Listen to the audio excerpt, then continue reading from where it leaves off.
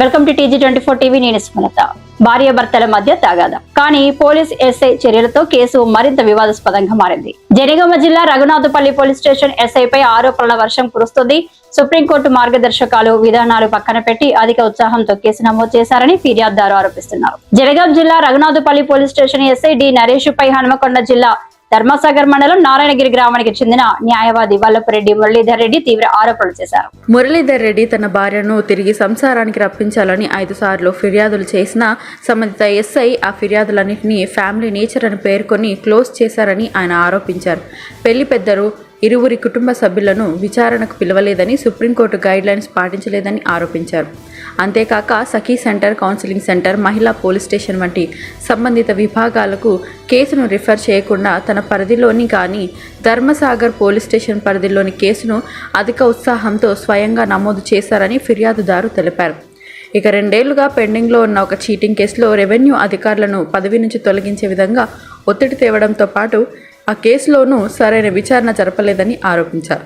సమాచార హక్కు చట్టం కింద తహసీల్దార్ ఇచ్చిన సమాధానాలను కూడా పట్టించుకోకుండా తప్పుడు సమాచారం ఇచ్చిన అధికారులపై చర్యలు తీసుకుంటానని చెప్పి చివరికి ఎటువంటి చర్యలు తీసుకోలేదని తెలిపారు.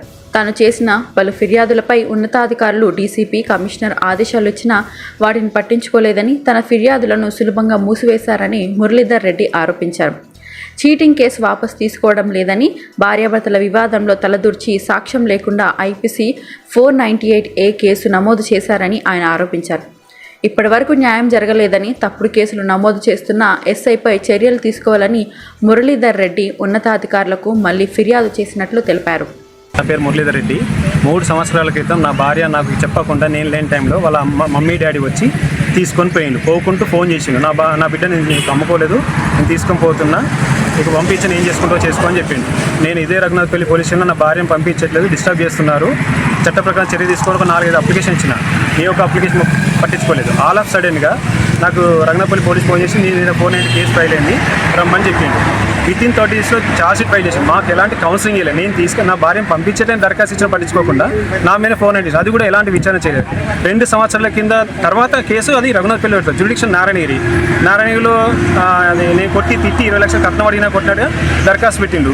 మేము జ్యుడిక్షన్ ధర్మసాగర్ వచ్చినప్పుడు ధర్మసాగర్ పోలీసులో ఎలాంటి కేసు ఫైల్ చేయలేదు. 2 సంవత్సరాల ముందు ఎలాంటి కేసు ఫైల్ చేయలేదు. చాలా సడన్గా కావాలని ఉద్దేశంగా దురుద్దేశంగా తప్పుడు కేసు ఫైల్ చేసిండు. మాకు ఇప్పటివరకు ఎలాంటి కౌన్సిలింగ్ చేయలేదు. సఖీ సెంటర్స్ ఉన్నాయి, మహిళా పోలీస్ స్టేషన్ ఎక్కడ కూడా దరఖాస్తు చేయకుండా కావాలని వాంటెడ్గా ఎస్ఐ గారికి తప్పుడు కేసు పెట్టిండు. నారాయణ వచ్చి కూడా విచారణ చేయలేదు. రామరెడ్డి గారిని అందులో నేను RT యాక్ట్ ద్వారా తీసుకుంటేందంటే పెరమల రామరెడ్డి పేరు కూడా అందులో ఉన్నది. ఆయన 20 లక్షలు కట్నం కోసం తిట్టిలు కొట్టిన రాష్ట్రం పోయి అడిగితే ఆయన స్వయంగా వచ్చిండు, మా ఆధారం వచ్చిండు, అడిగిండు, ఇదంతా అబద్ధం అని చెప్తున్నా, పోలీసులు ఎవరు కలవలే అని చెప్తున్నాడు.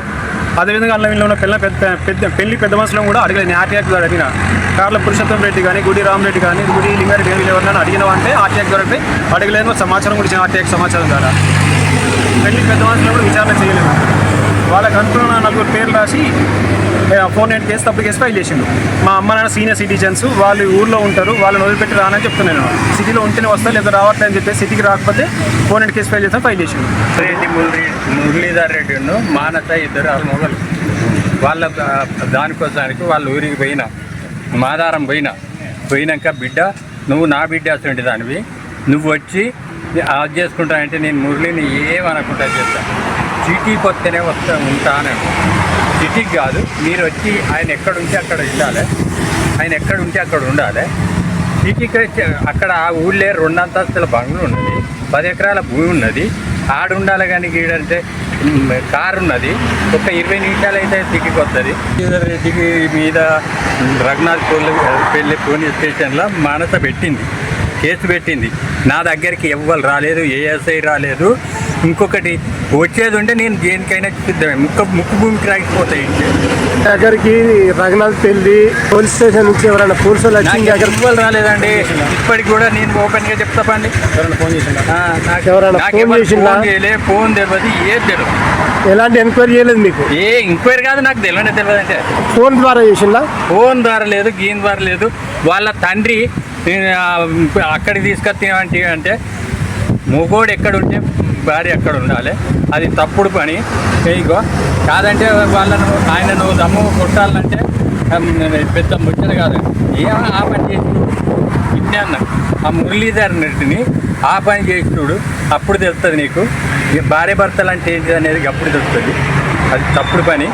తప్పుడేక ఇప్పటికైనా వస్తానంటే నేనే వచ్చి తీసుకొస్తా, ఆయన రాడు అని కూడా చెప్తాను. గుంటూరులో ఫ్లాట్ కొనుక్కోవాలనుకుంటున్నారా? అయితే ఒక పని చేయండి, ఎంఆర్ కన్స్ట్రక్షన్స్ వాళ్ళు గుంటూరుకు 3 వైపులా అపార్ట్మెంట్స్ కన్స్ట్రక్ట్ చేస్తున్నారు. మీరు ఒకసారి వెళ్ళి మోడల్ అపార్ట్మెంట్ చూడండి, సూపర్ గా ఉంది. ఎంఆర్ కన్స్ట్రక్షన్స్, మీ ఇంటిని అందంగా నిర్మిస్తాం. బ్రహ్మానందం చెప్తున్నాడని కాదు, మోడల్ ఫ్లాట్ చూడండి, సూపర్ గా ఉంది. నచ్చితేనే కొనండి.